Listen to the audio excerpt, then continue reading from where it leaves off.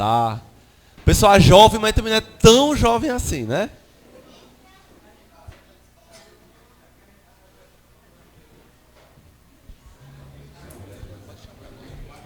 Vamos agora louvar a música Luz do Mundo.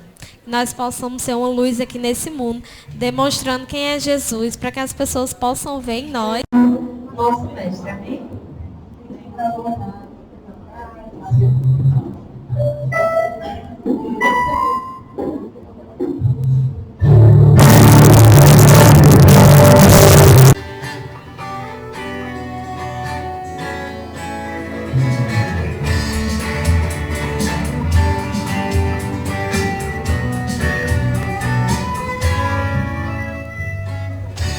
Não se pode esconder a cidade edificada sobre um monte. Não se pode esconder a cidade edificada sobre um monte. Nem se acende uma candeia pra colocá-la em qualquer lugar. Não se acende uma candeia pra colocá-la em qualquer lugar. Somos a luz do mundo. Somos a luz do mundo.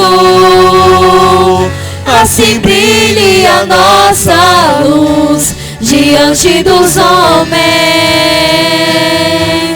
Somos a luz do mundo. Somos a luz do mundo. Assim brilhe a nossa luz diante dos homens.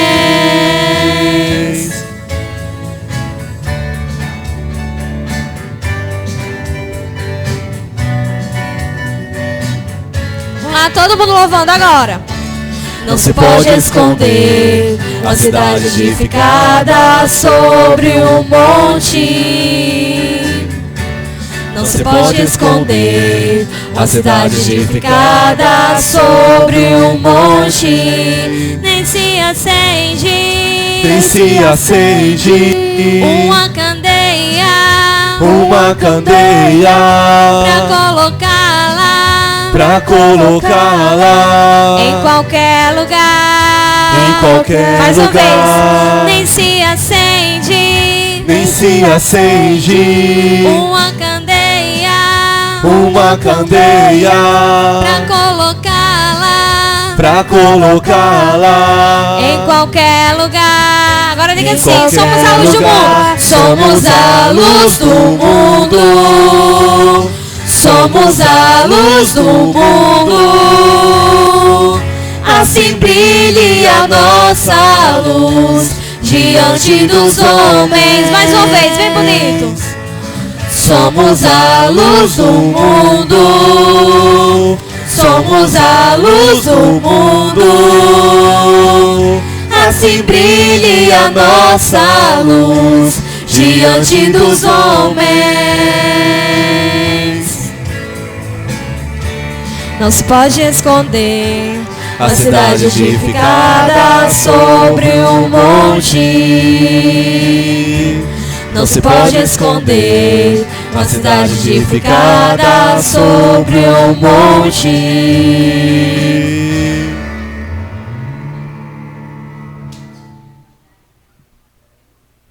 Amém? Assim como a música falava que a gente não vai pegar uma candeia, né, uma luminária e esconder ela, não faz sentido. A gente também não pode esconder a nossa fé, aquilo que nós adoramos, né? Possamos ser a luz do mundo, né? Vamos agora louvar, mais um louvor ao nosso Deus, que o nome é Habita em Mim.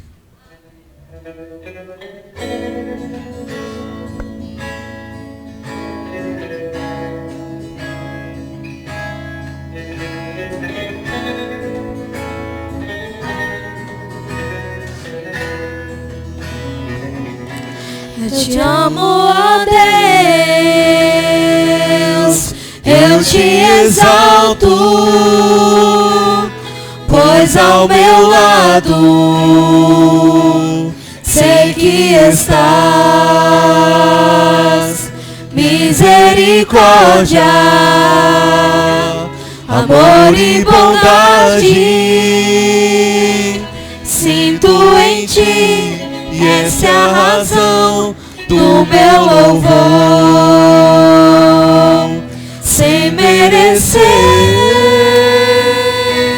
sinto tua mão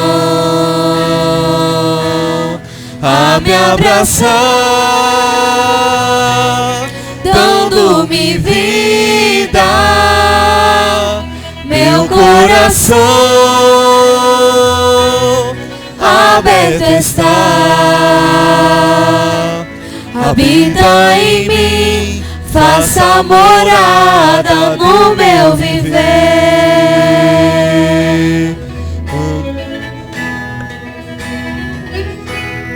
Quando estou cego, sei que me guias, tu me colocas para dormir. Se estou cansado, me alivias. Essa é a razão desse louvor que eu rendo a ti. Sem merecer, sinto tua mão a me abraçar, dando-me vida. Meu coração aberto está, habita em mim, faça morada no meu viver. Eu me rendo a ti, eu me entrego a ti, eu me calo pra ouvir sua voz. Renuncio o meu ser para estar bem mais perto de ti. Me ajoelho perante tua graça infinita, necessito tua glória em mim. Esse é o meu clamor, essa é minha súplica a ti. Sem merecer, sinto tua mão a me abraçar, dando-me vida. Meu coração aberto está, habita em mim, faça morada no meu viver. Habita em mim, faça morada no meu viver. Amém.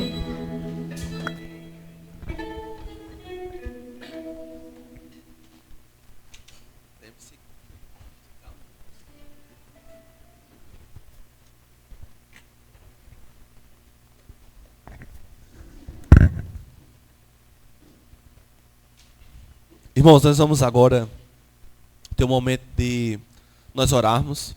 Queria que individualmente, cada um pense da sua súplica, no seu pedido, naquilo que você tem para entregar a Deus, né?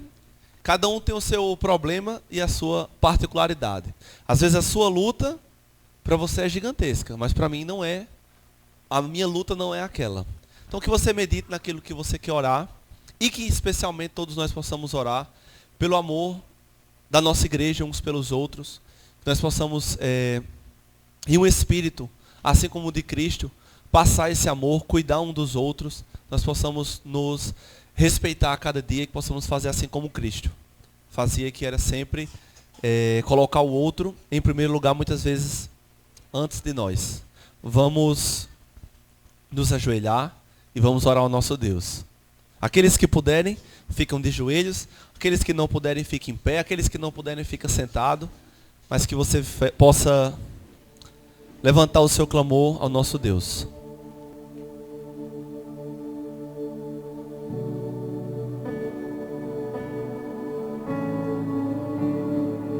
Oremos. Grandioso Deus e amado Pai, nós estamos aqui, Senhor, entregues em Tuas mãos, com os corações abertos, para que Teu Espírito faça morada em nosso viver, que apenas o Teu amor, que apenas o Teu Espírito, Senhor, venha ter espaço e tenha morada em nossa vida. Nós somos cheios de pecados, de falhas, cometemos erros contra Ti, contra o nosso próximo. Nós muitas vezes não amamos nem a nós mesmos, não cuidamos bem nem de nós mesmos. Mas o Senhor nos ensina, Pai, nós temos que cuidar de nós e cuidar do nosso próximo. Temos que amar o nosso próximo assim como o Senhor nos amou. Que o Senhor transforme o nosso coração maldoso, pecaminoso, que a cada dia nós vamos ser transformados, quebrantados e refeitos, Senhor, de acordo com aquilo que o Senhor quer para a nossa vida. Nos transforma. Eu sei que esse processo, Senhor, de transformação, de santificação, ele é diário e ele não é fácil, mas através da fé em Ti, através da nossa entrega, todos os dias, um pequeno passo, uma pequena vitória, nós possamos estar vencendo o nosso próprio eu, as nossas próprias maldades, e possamos estar abraçados e amparados pelo Teu amor e pelo Teu cuidado. Transforma hoje sempre o nosso coração. Eu entrego a vida de cada um que está aqui nessa noite e durante toda essa semana. Nós possamos entender que vir aqui não é apenas vir à igreja, mas que é um momento de adorar, entregar o nosso coração a Ti, aprender mais de Ti e sair um pouco desse mundo e estar um pouco ligado, Senhor, ao céu. Muito obrigado pelo Teu amor e Teu cuidado por nós nessa noite. Por Jesus, amém.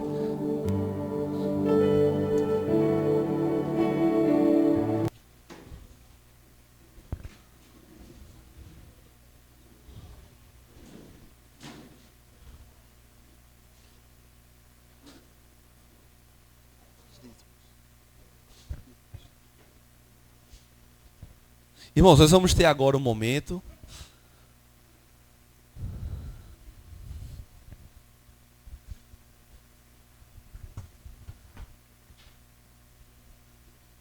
do recolhimento do dízimo das ofertas. Achei ali, estava ali escondido. Esse é o vídeo? Pronto. Justamente. Merope Dica, uma mulher albanesa, aceitou a igreja adventista durante o ano de 1940, através de Daniel Lewis, um missionário dos Estados Unidos, nascido na Albânia. Por alguma razão, no entanto, ela não foi imediatamente batizada. Então, ao final da Segunda Guerra Mundial, quando o regime comunista foi instalado na Albânia, todas as igrejas cristãs foram banidas e Lewis foi preso. Assim, Merope ficou isolada da grande comunidade adventista por quase 50 anos. Finalmente, em 1991, depois que o governo suspendeu algumas das restrições religiosas, ela foi encontrada por Ray Dabrowski, da Associação Geral, enquanto ele estava visitando a Albânia. Merope disse a Dabrowski que ela tinha 3 grandes desejos. Primeiro, de ser batizada. Segundo, que ela queria passar para a igreja os dízimos e as ofertas que ela guardou de seu pequeno salário durante 46 anos. E o terceiro, de ver uma igreja adventista construída na Albânia. Os 2 primeiros desejos foram realizados antes de sua morte, em 2001, aos 97 anos de idade. Agora, deixe-me perguntar uma coisa. Merope foi tola por manter aquele dinheiro por tanto tempo, resultando em seu valor ser corroído por 46 anos de inflação? Ela não poderia ter usado os fundos para ajudar os necessitados, ou até mesmo para apoiar evangelistas leigos em um país devastado pela pobreza? Bem, aparentemente Lewis ensinou fielmente Merope sobre princípios bíblicos sólidos, quando ele a deu estudos bíblicos e ela os aprendeu bem. A Bíblia nos ensina: 1. Dízimo deve representar 10% de nossa renda. 2. Existe um lugar certo para devolver, a casa do tesouro de Deus. 3. Deve ser aplicado de acordo com a prescrição divina, o suporte de ministérios autorizados. 4. Deve ser distribuído equitativamente entre os ministérios autorizados. Dizimar é um ato de adoração e submissão ao Deus que o estabeleceu e deu direcionamentos específicos sobre sua entrega e distribuição. Ao devolver o dízimo e dar o seu pacto, peça ao Pai Celeste que te faça humilde para aceitar sua orientação neste ato de adoração. Coloquemos nossos desejos por último e, primeiro, Deus.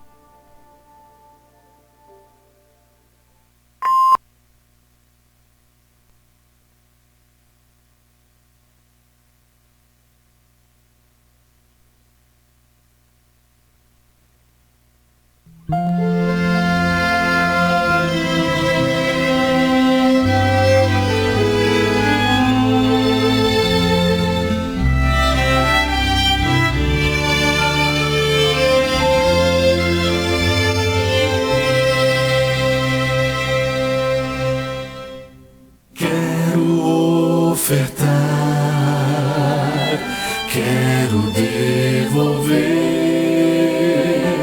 quero entregar tudo, enfim, de coração. Esse é o meu louvor, minha gratidão. Quero ofertar e devolver a Jesus. Vamos orar. Santo Deus e Pai, obrigado por tudo que o Senhor nos concede, pelo dom da vida, pelas bênçãos que o Senhor nos derrama cada dia. Em prova disso, nós trazemos aqui os dízimos como gratidão a essas ofertas e pedimos que o Senhor venha abençoar essas ofertas e venham a se concretizar de acordo com a Tua vontade, que pessoas possam ser alcançadas por meio da Tua palavra. É o que te pedimos, em nome de Jesus. Amém.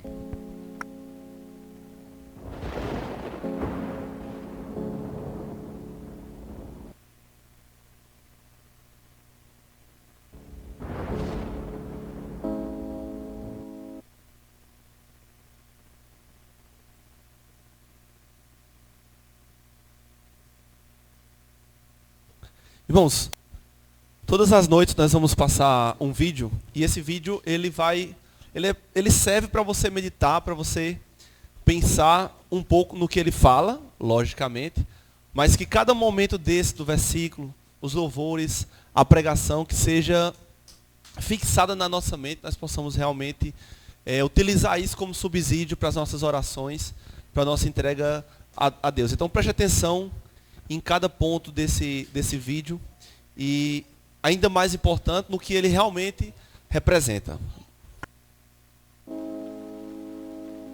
Eu me arrependo de muita coisa. Cometi muitos erros, mas tudo o que eu fiz por Cristo. Eu, porém, vos digo: amai os vossos inimigos e orai pelos que vos perseguem. Não torneis mal por mal, mas vence o mal com o bem. Pois se amardes apenas os que vos amam, que recompensa tereis? Onde aumentou o pecado, a graça transportou. A sua graça me basta. A sua graça me basta.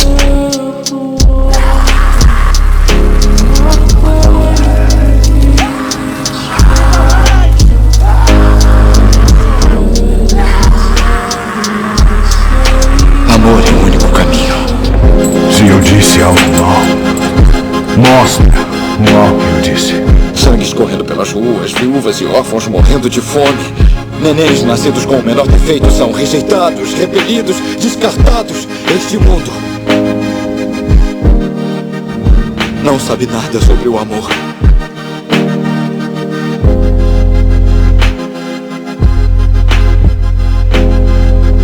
E você desistiria do mundo quando Cristo não desistiu de nós? Por que não? Não! Por que não?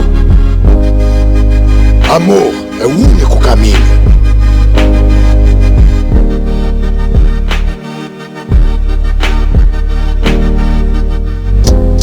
Você alega servir a um Deus que está acima de qualquer outro, mas só vejo diante de mim um homem acorrentado.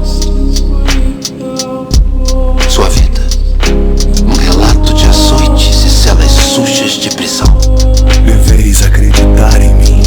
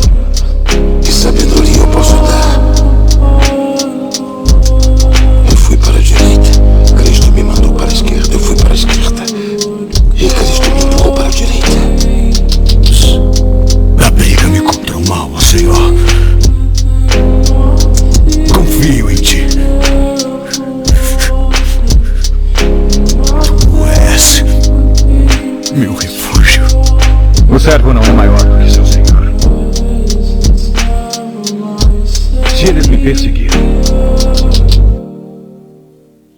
Vos perseguirão. Nenhum homem suporta tal fardo. Devo dizer, é pesado demais. Salvar tantas almas tem um preço alto. Ninguém, jamais, não, nunca.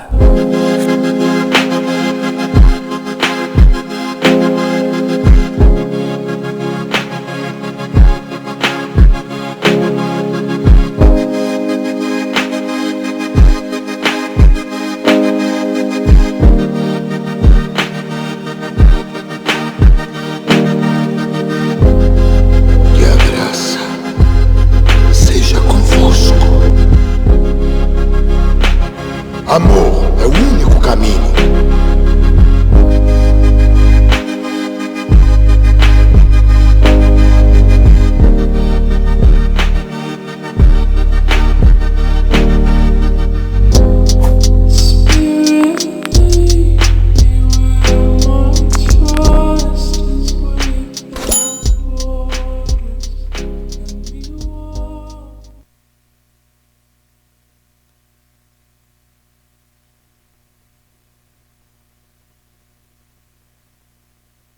Boa noite a todos. Não precisava mais nem do sermão depois disso aqui, né? Podia ir embora. E eu acho que já me dava por satisfeito. Interessante que ele disse uma coisa aí. Ninguém morre por uma coisa que você não acredita. Não tem como você morrer por algo que você não acredite. Hoje nós estamos dando início, né, à semana de oração. Anuncie nas cidades. Então são temas bem peculiares que vão falar no nosso coração. Eu espero que todos vocês não estejam aqui só hoje, mas ao decorrer toda semana. Então, começa hoje, se inicia hoje, finaliza na sexta-feira. Todas as noites estaremos aqui com o sermão preparado para engrandecer o nome do Senhor. Amém? Vamos orar. Senhor Deus, eu te peço que o Senhor venha falar aos nossos corações e que a cada dia o Senhor transforme o que precisa ser transformado. Que o Senhor nos prepare, Senhor Deus, para essa semana que vai ser muito especial e que nós, no final dela, tenhamos a certeza que o Senhor falou aos nossos corações e que nós fomos transformados pelo Teu Espírito Santo. Somos gratos ao Senhor, em nome de Jesus, amém. Irmãos, o tema de hoje é Deus ama sua cidade? Né? É uma pergunta bastante interessante. Será que Deus ama? E quando ele diz que Deus ama sua cidade, ele não está tratando de prédios, e sim de pessoas. E a gente, às vezes, tem pessoas que ainda têm dúvida se realmente Deus ama as pessoas que estão na cidade. Porque eles alegam que tem dor, sofrimento, morte. E eles se questionam se de fato eles amam a Deus. Mas antes da gente responder essa pergunta, a gente tem que entender o que é uma cidade. Né? Que é um conjunto de pessoas que vivem ali no aglomerado, né? Com infraestrutura, recurso financeiro, organização. Então, a gente sabe definir bem o que é uma cidade. E cheio de arranha-céus, prédios, construções, né, edifícios e por aí vai. Então é isso que define uma grande cidade. Então hoje nós moramos numa cidade que tem pouco mais de 100 mil pessoas, né, mas a gente vai tratar aqui de algumas cidades que, por incrível que pareça, tem a maior população que uma cidade pode ter. Você sabe qual é a cidade que tem a maior população? A cidade. Tóquio, Japão. Né, além de tudo, Tóquio se destaca por ser não só pela sua cultura, mas por ser tecnológica ao extremo, muito organizado. Nova York, nós sabemos, os Estados Unidos, que tudo que acontece lá impacta onde? No mundo? No mundo todo.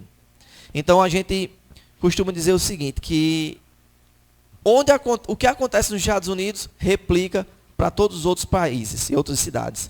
Londres, né, no Reino Unido, também é uma cidade histórica muito importante da Europa. Pequim, né, que é a capital da China, é um lugar muito importante para a política e para a cultura. E o que dizer de São Paulo, Brasil, né? São Paulo é uma cidade que não dorme, não para. E o interessante é que dentro de São Paulo tem muitas culturas diferentes. A gente pode dizer que tem vários países dentro do estado da cidade de São Paulo. Tem bairros lá que são praticamente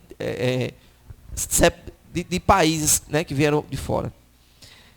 Também tem Mumbai, na Índia, né, que é uma cidade que está em crescimento e é importante para o polo de negócios. E tem Lagos, na Nigéria, que é um importante centro financeiro africano. Então são grandes cidades, megalópolis, que realmente estão aí por todo o mundo. Não tem essa, mas como tem tantas outras grandes cidades. E eu pergunto a vocês, será que nessas cidades, né, que tem muita tecnologia, muita riqueza, países de primeiro mundo, tem pessoas com problemas emocionais? O que é que vocês acham? Não tem muitas pessoas estressadas, tem muitas pessoas ansiosas. E o interessante é que assim, é um aglomerado de pessoas que ainda... essas pessoas, muitas delas se sentem sozinhas. Ou seja, estão rodeadas de pessoas, mas se sentem só. E o que leva uma pessoa a estar rodeada de pessoas e se sentir só? São simplesmente relacionamentos superficiais. As pessoas hoje, elas não têm conexões profundas umas com as outras. Muitas vezes nem os pais com os filhos.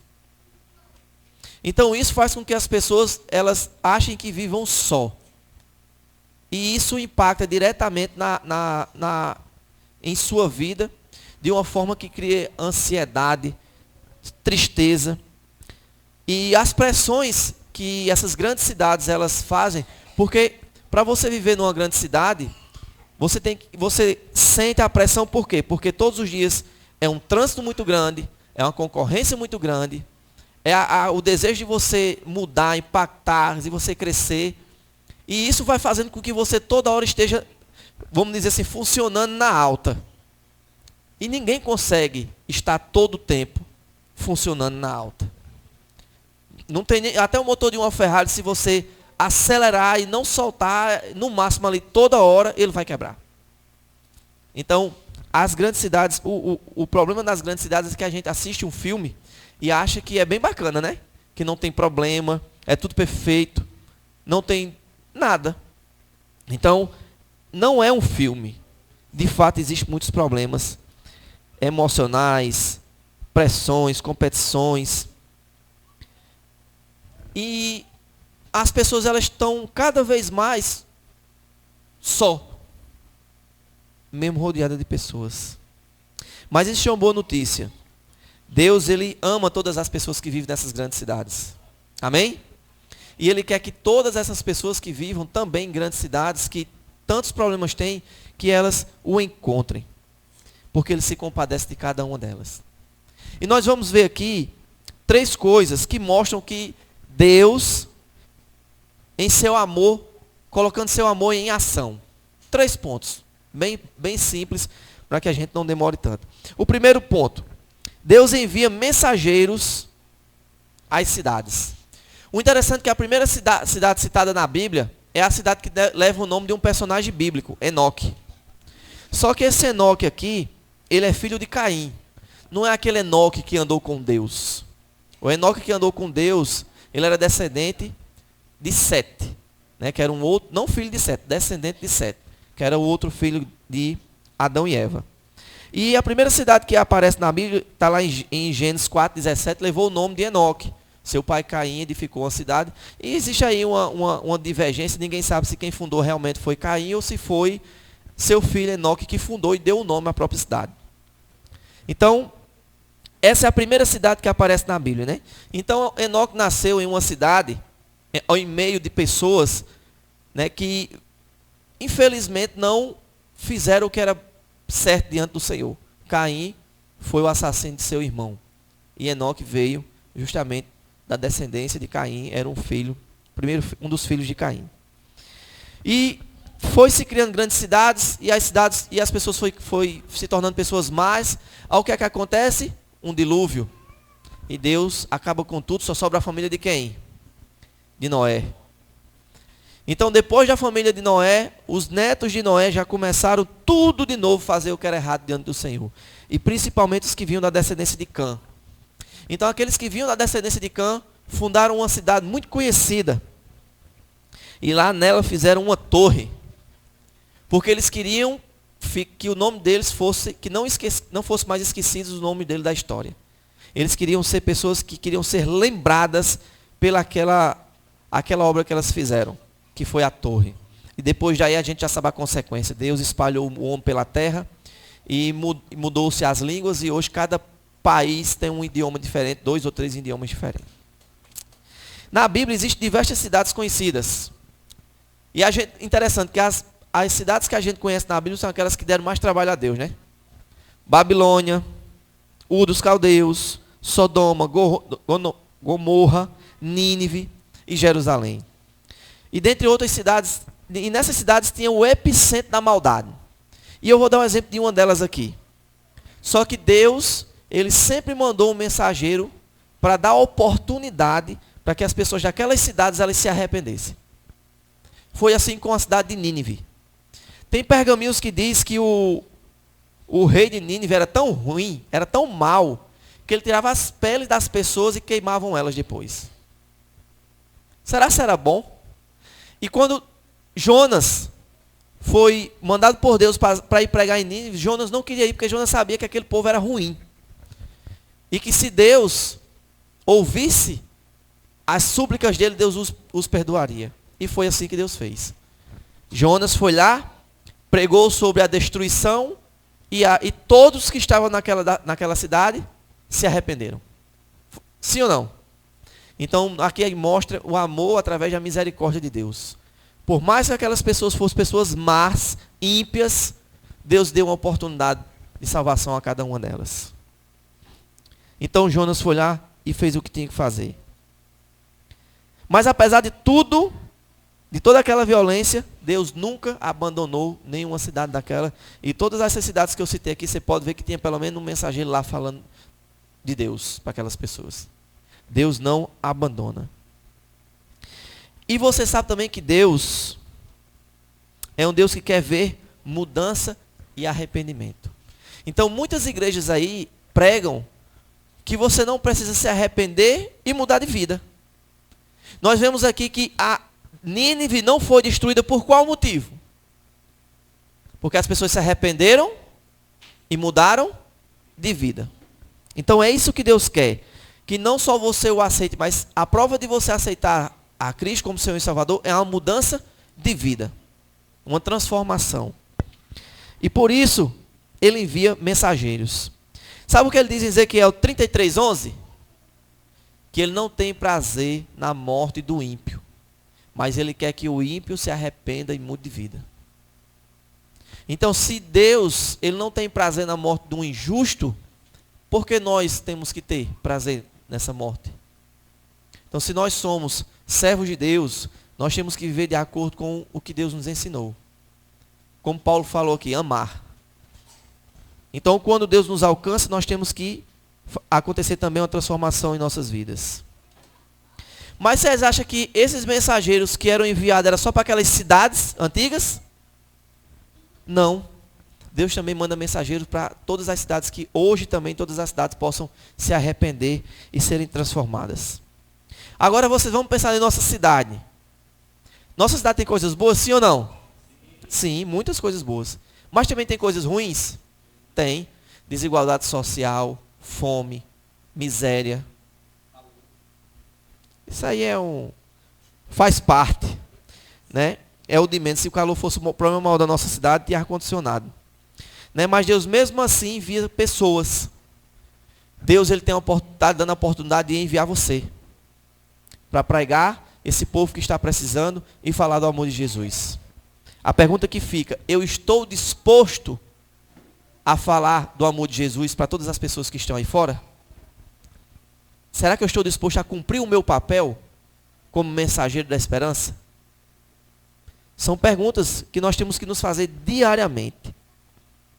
Então, se você já algum dia se perguntou se Deus ama as pessoas das grandes cidades, se Deus ama as pessoas, a resposta é sim, Ele ama as pessoas. Porque se eu estou aqui hoje foi porque um mensageiro foi na minha casa falar do amor de Jesus para mim. E eu tenho certeza que você que está aqui hoje também foi um mensageiro na sua casa falar que Jesus é o único caminho para a sua salvação. Sim ou não? Amém por isso. Então que nós sejamos também esses mensageiros que vai a outras pessoas. Deus quer que cada cidade viva com paz, prosperidade e harmonia. O que Deus deseja é que nós sejamos pessoas prósperas, pessoas que vivam com a paz. Mas nós sabemos que nesse mundo de pecado é um pouco complicado. Mas Deus ele quer enviar você, jovem. Deus quer enviar você para falar desse amor e dessa oportunidade de salvação que só tem em Jesus Cristo. Então nós já falamos aqui do primeiro ponto, que Deus envia um mensageiro. Segundo ponto, Deus mostra compaixão pelas pessoas que vivem nos grandes centros. Principalmente quando elas estão passando por momentos difíceis. Mateus 9, 35 a 36 diz assim: E Jesus percorria todas as cidades e aldeias, ensinando nas sinagogas, pregando o evangelho do reino, curando todo tipo de doenças e enfermidades. Ao ver as multidões, Jesus se compadeceu delas, porque estavam aflitas e exaustas, como ovelhas que não têm pastor. Jesus, ele não só era amor, como também ele tinha empatia pelas pessoas. Ele se colocava no lugar daquelas pessoas. E ele percorria muitas cidades, e onde passava ele fazia cura e libertações. E nós temos essa mesma responsabilidade de levar a mensagem de libertação. Libertação de quê, irmãos? Do pecado. Nós sabemos dessa mensagem. E nós somos responsáveis por disseminar essa mensagem por todos os lugares. Deus sente muita pena das pessoas das grandes cidades, especialmente quando elas estão passando por momentos difíceis. Ontem foi aniversário de Murilo, e antes da gente ir comemorar com ele, a gente foi jantar ali no açaizão, e a gente sempre tem aquele preconceito com aquelas pessoas que chegam bêbadas pedindo alguma coisa, não é assim? A gente sempre olha torto, poxa, teve dinheiro para beber e não tem dinheiro para comer. Mas, e eu estava com esse pensamento. Chegou um senhor embriagado e disse: eu queria uma coxinha para comer, que eu estou morrendo de fome. E eu já fechei a cara. Mas aí eu disse: poxa, como eu já preguei aqui um dia desse, quem está preso ao vício não tem poder de escolha. Então ele não está aqui porque ele apenas escolheu, é porque ele não tem força de resistir a um vício. E eu, na condição de cristão, servo de Deus, estou querendo levar isso em conta para não ajudar ele dando um alimento. Aí eu fui pedir para Rafael ir lá comprar e entregar para ele. E ele agradeceu, saiu agradecendo a Deus por tudo que tinha feito. Entendeu, irmãos? O nosso papel na sociedade ele é de extrema importância. Não só de ser bons cidadãos, mas principalmente de auxiliar as pessoas que precisam. E como eu disse, ninguém conhece a história de ninguém. Mas quem é viciado sabe que ele não tem força para resistir. E eu não posso julgar ninguém por isso. Porque eu já fui viciado. E eu sei que quando a gente não resiste, não tem força. Só pelo Espírito Santo de Deus que a gente consegue resistir a tudo e a qualquer coisa que venha querer nos derrubar. Agora imagine um lugar cheio de caos, onde as pessoas estão perdidas em meio à confusão. Uns que nascem homem diz que é mulher, uns que nascem mulher diz que é homem, uns agora que diz que é bicho.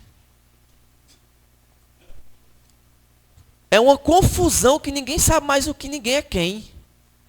É essas pessoas que vivem desse jeito, perdidos, solitários, mesmo rodeados de pessoas estressadas, doentes, com depressão, com ansiedade. E o que é que nós estamos fazendo para aliviar a dor e o sofrimento dessas pessoas, irmãos?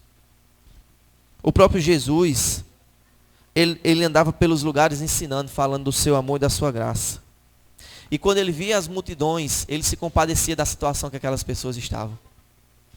E muitas vezes nós estamos com o coração tão frio, tão gelado, que a gente esquece que nós já estivemos do lado de lá.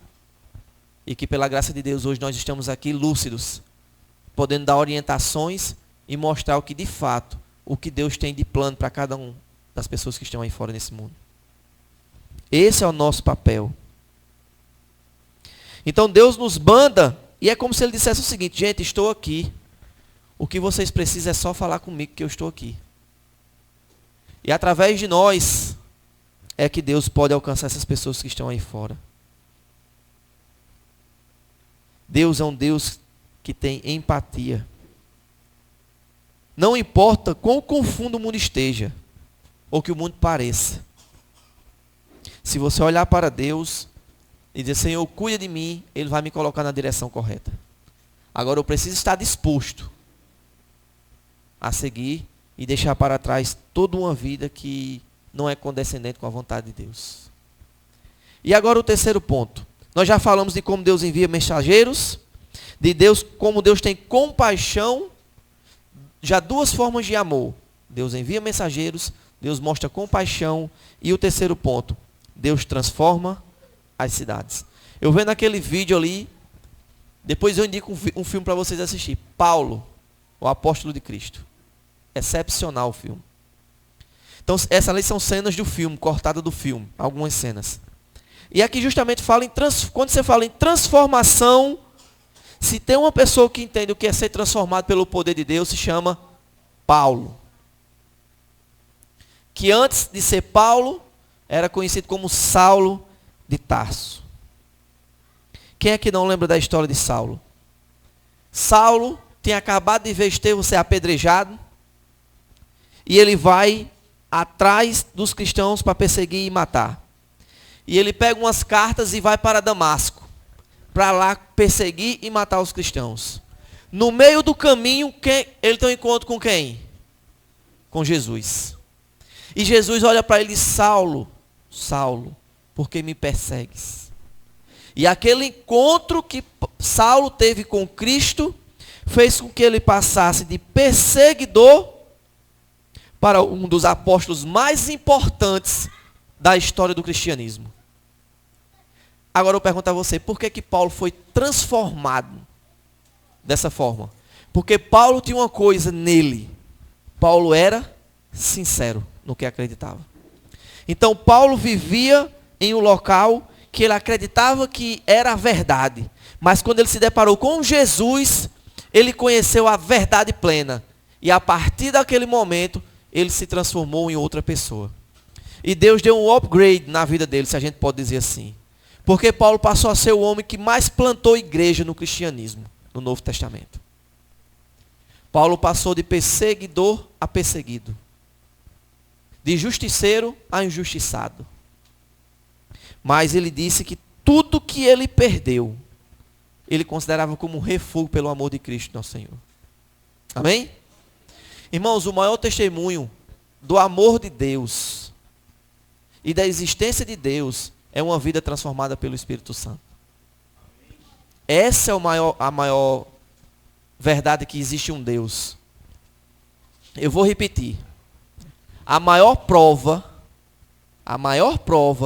do amor de Deus e de sua existência é uma vida transformada. Essa é a maior prova de amor de Deus. Porque se eu sei uma pessoa que teve uma vida transformada, eu estou aqui. Eu acho que todos vocês aqui, grande parte dos que estão aqui, tiveram uma vida também transformada. E o interessante é que uma vida transformada, uma pessoa que realmente aceitou a Cristo como Senhor e Salvador, uma das suas características é ele deixar a velha vida. Nós vemos aqui o que Paulo fez. Paulo largou de mão tudo que ele fazia de errado. Por amor a quem? A Cristo. Então, se você mentia, você não mente mais. Se você levantava falso testemunho, você não levanta mais. Se você falava mal de alguém, você não fala mais. Essa é a verdadeira transformação. Aquela vida de pecado que nós levávamos antes de conhecer a Cristo, ela tem que ser deixada para trás. E somente pelo poder do Espírito Santo é que a gente consegue fazer isso, irmãos. Somente pelo poder do Espírito Santo. Então, Paulo, perseguidor dos cristãos, se tornou um homem que plantava igrejas em todos os lugares, tornando-se um herói para o reino de Deus. E Deus, quando o chamou, disse o seguinte: eu vou te mostrar o quanto sofrer para pregar o evangelho. E Paulo soube o que foi sofrer. Só que Paulo disse: eu me orgulho de viver ao lado do Senhor Jesus.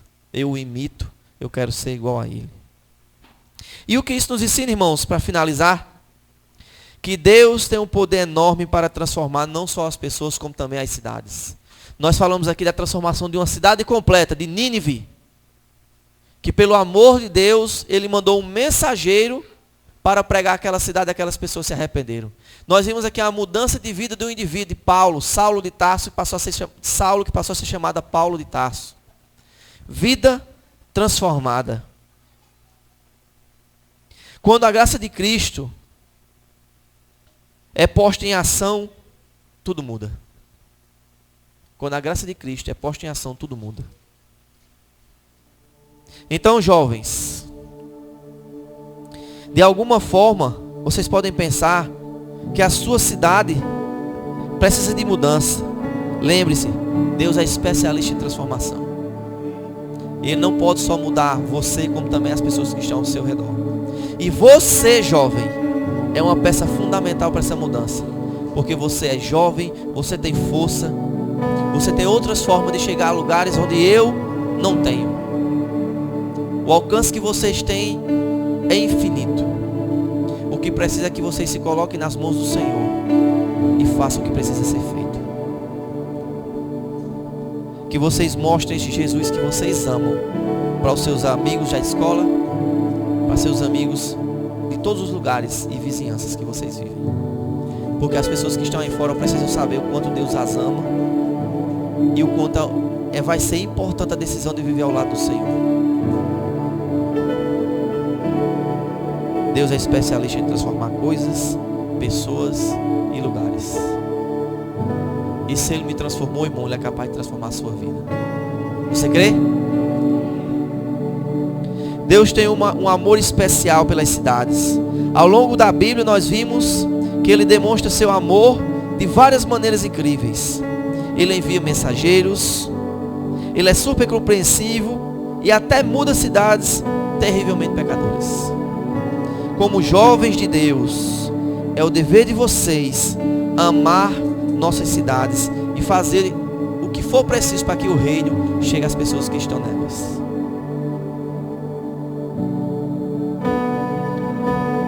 Tenha sempre em mente que Deus está ativo em nossas cidades e que nós podemos ser o instrumento de Deus para a salvação das pessoas. Que hoje você possa sair daqui, não só os jovens, mas como uma semana especial que fala diretamente ao coração dos jovens, que você saia daqui hoje com o desejo no coração de ser um missionário do Senhor e que você possa falar desse Jesus que te ajuda a vencer batalhas e guerras e que Ele está disponível a todo aquele que tiver o desejo de viver ao lado dele. Que Deus possa nos ajudar. Enquanto nós ouvimos um louvor, que nós possamos entregar nossa vida a Cristo e decidir viver ao lado dele para sempre.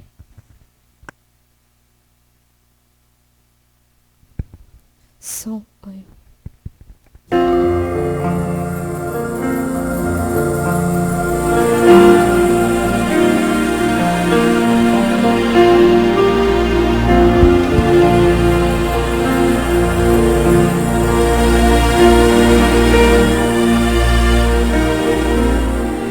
Às vezes parece que ser um cristão não é fácil em meio à escuridão.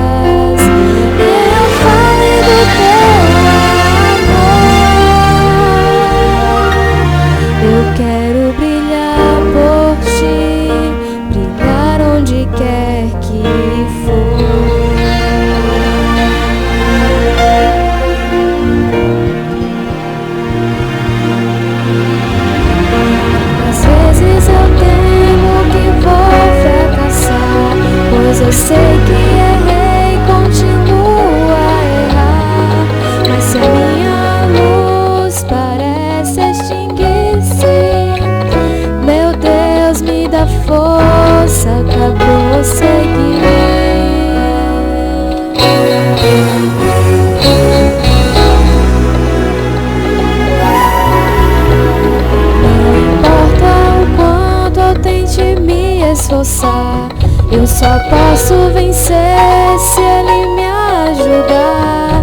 E quando percebo meu esforço é vão, e o que devo fazer é segurar sua mão. Senhor, eu quero brilhar por ti. Quando o mundo se apagar, eu quero que através da minha vida alguém possa te enxergar. Faze com que mesmo sem palavras eu fale do teu amor. Eu quero brilhar por ti, brilhar onde quer que for.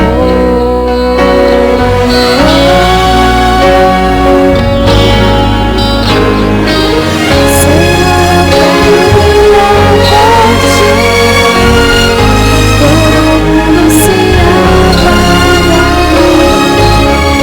eu quero que através da minha vida alguém possa te enxergar.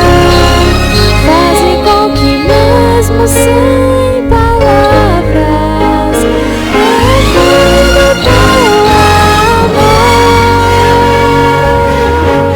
Eu quero brilhar por ti, brilhar onde quer que for.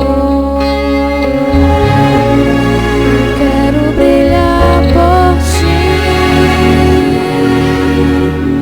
brilhar onde quer que for.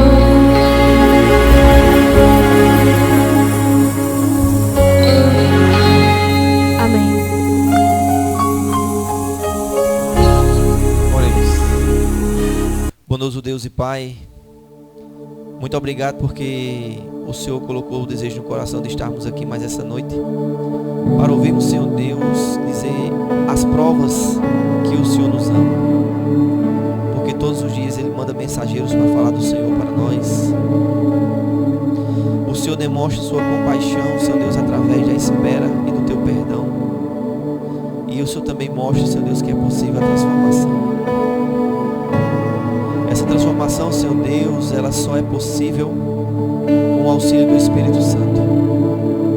Então que todos os dias, meu Senhor, nós possamos clamar pelo Espírito Santo em nossa vida, para que a gente possa realmente decidir ter uma vida plena em conformidade com a Tua Palavra. Que Deus possa nos abençoar durante essa semana e que a cada dia o Senhor venha colocar em nossos corações, Senhor Deus, o desejo de fazer a Tua vontade. Que o Senhor possa nos perdoar e nos conduzir, Senhor Deus, pelo caminho correto. Desde já eu te peço que o Senhor uma bênção especial para a vida de todos que estão aqui e todos os seus familiares e amigos. Que nós possamos sair daqui, Senhor Deus, como mensageiros do Senhor, mensageiros do Reino, que tenham o desejo de falar a Tua graça para todos que estão aí fora, para que eles reconheçam o Senhor como Senhor e Salvador e venham viver uma vida em conformidade à Tua Palavra. Muito obrigado, em nome de Jesus, amém. Obrigado, Charles. Obrigado pela presença de todos. No final eu vou fazer 2 apelos aqui. Peraí, viu, irmãos? Não precisa sair agora não, calma. Segura aí. Primeiro, a gente começou 7h30 o nosso culto. Está terminando 8h35. Ou seja, 1 hora e 5 minutos nós estamos aqui. No tempo de cada um que é corrido, mas acredito que se você tirar amanhã 1 hora, 5 minutos, 1 hora para estar aqui, você vai se arrepender. A intenção da semana de oração é uma semana mais próxima de Deus, uma semana mais próxima. Você está convidado para amanhã no mesmo horário estarmos aqui para teu encontro com o nosso Deus. No final vai ter um lanche. A intenção do lanche não é mostrar o quê? A intenção é o lanche para que você demora um pouco mais. Aqui tem uma pessoa que termina o culto